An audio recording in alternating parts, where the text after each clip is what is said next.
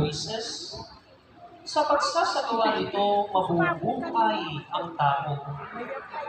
Sa ganito naman, nakikilala ang kabanalang mula sa pananampalataya.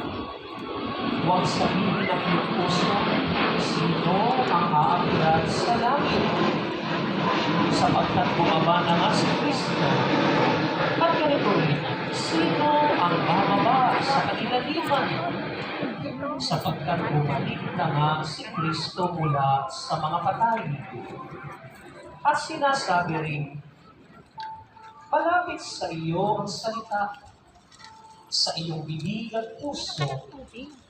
Ang salitang iyon ang ipinangaral namin tungkol sa pananampalataya.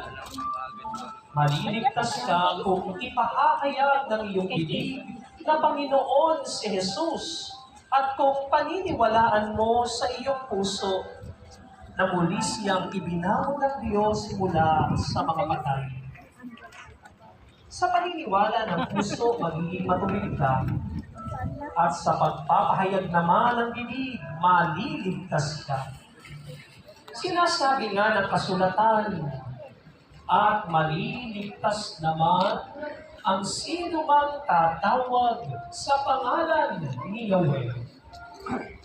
Walang kaibahan ang Hudyo sa Griego, sapagkat iisa lang ang Panginoon ng lahat, na may magandang loob para sa lahat ng tumatawag sa Kanya.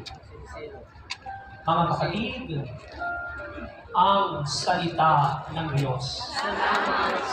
To God be the glory.